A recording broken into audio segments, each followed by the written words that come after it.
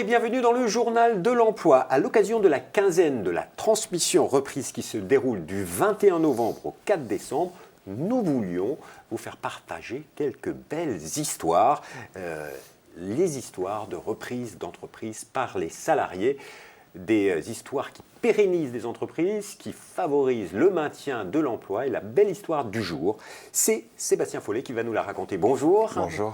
Vous êtes aujourd'hui PDG de Terra SA, une société anonyme coopérative, mais il y a un peu plus de 2 ans, vous étiez un salarié responsable du pôle mesure et analyse de cette même société, mais il y avait un cédant. Qu'est-ce qui s'est passé ? Il y avait un cédant qui était là depuis presque 40 ans. Il a créé Terra en 1979 et puis évidemment il arrivait à un certain âge et il a eu envie de partir en retraite assez légitimement. Et donc ça faisait quelques années qu'il y pensait. La transmission aux salariés n'a pas été forcément le premier scénario. Il a eu des propositions d'un certain nombre d'assez gros cabinets d'ailleurs. Mais a toujours été transparent avec nous. C'est-à-dire qu'il nous en a parlé régulièrement de façon à nous donner l'opportunité également de nous positionner. Donc on a réfléchi, nous, avec, je dirais, les cadres dirigeants. Il n'a pas trouvé, on va dire, le repreneur idéal. Non, il n'a pas trouvé le repreneur idéal. Il avait peur de voir l'entreprise disparaître dans un grand groupe, j'imagine. Bien souvent, c'est le cas. Non, je dirais que c'est pas qu'il avait peur. Lui avait envie de vendre et de valoriser son entreprise assez légitimement. Donc il n'a pas trouvé. Nous, on avait. En fait, c'est surtout nous qui n'avions pas envie d'être mangés par un grand groupe, de perdre notre philosophie, de perdre le contrôle qu'on avait, l'ambiance qu'il y avait dans cette boîte. Donc on lui a proposé un projet de reprise. Et puis à un moment donné, donc comme je vous le disais, la scope n'était pas forcément le projet auquel on a pensé immédiatement. Et puis l'un de nous y a pensé et ça nous a semblé absolument naturel. Alors, les scopes pour société coopérative, comment ça se passe exactement ? Comment on reprend sa société ? Il faut être plusieurs salariés, c'est ça ? Oui, alors il faut être plusieurs salariés. C'est une reprise, je dirais, assez classique dans les étapes. Donc il faut construire un projet à 3-5 ans, parce que c'est une entreprise en bonne santé.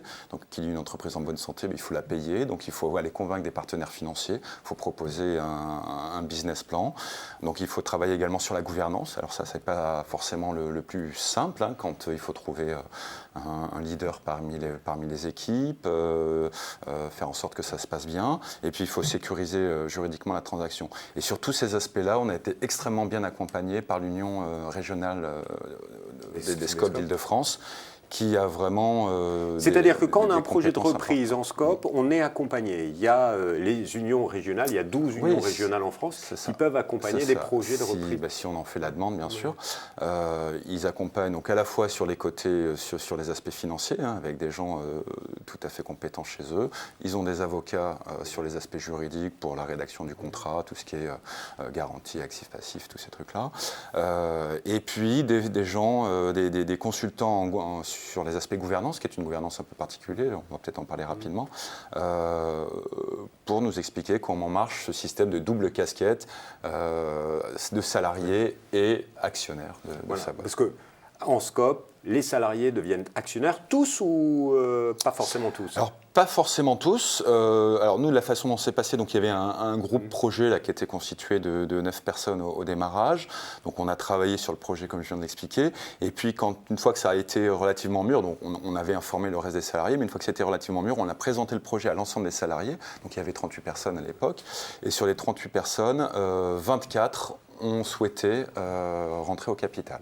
Donc ils ont mis un petit peu d'argent. Ils ont mis un petit peu d'argent. On avait demandé 2 mois de salaire minimum, donc ce qui n'est pas non plus rien. Voilà.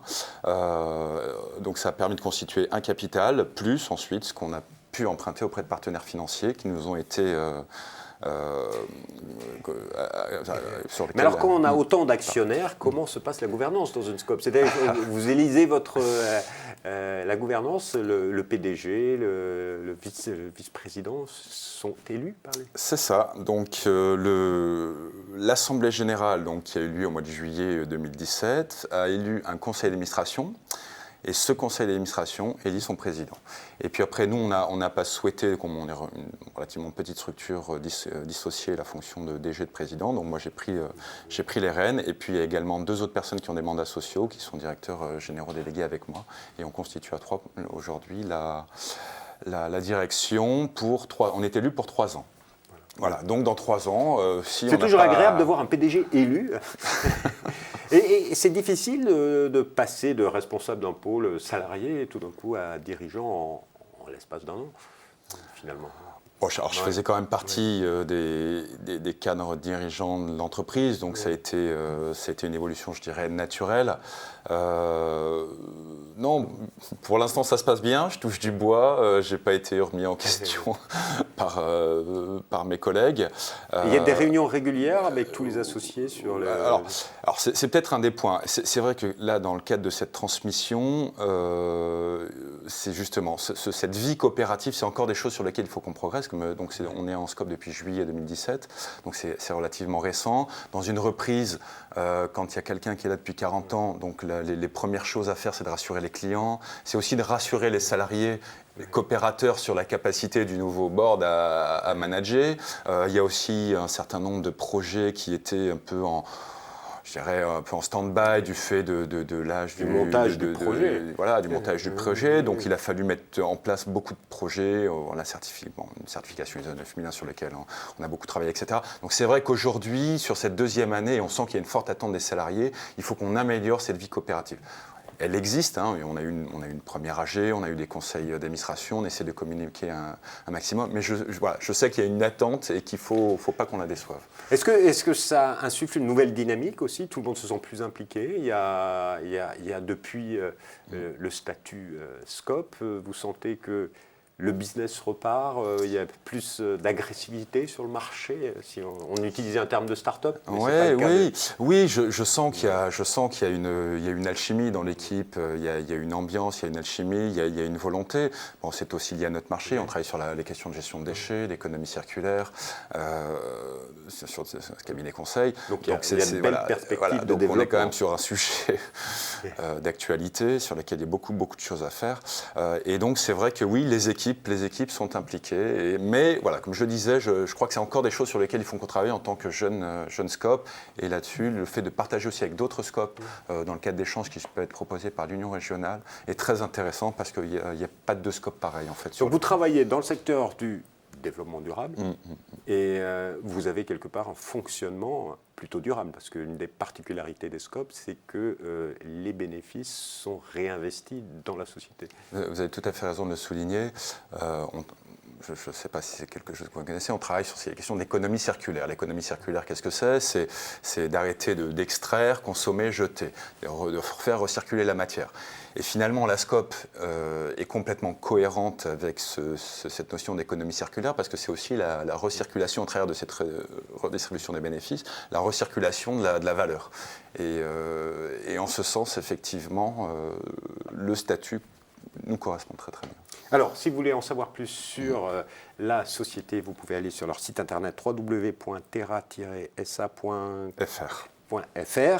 Un dernier petit conseil peut-être à des personnes qui seraient tentées par la reprise ou la transmission de leur entreprise. Je pense qu'il faut y aller, c'est un magnifique statut et c'est pas complètement simple, mais allez voir l'Union régionale des scopes de vos régions respectives, c'est vraiment des gens qui sont compétents, en tout cas pour nous, dont l'accompagnement était vraiment déterminant. Monsieur Follet, merci infiniment. Merci à vous. Et quant à moi, j'ai 2 sites encore à vous donner. Si vous voulez en savoir plus sur les scopes, trouvez les adresses des unions régionales. Vous allez sur www.les-scopes.com. Et puis, si vous voulez savoir plus juste sur la thématique de la transmission, vous allez sur je transmets à mes salariés.fr. Quant à moi, je vous dis à bientôt pour un nouveau journal. Au revoir.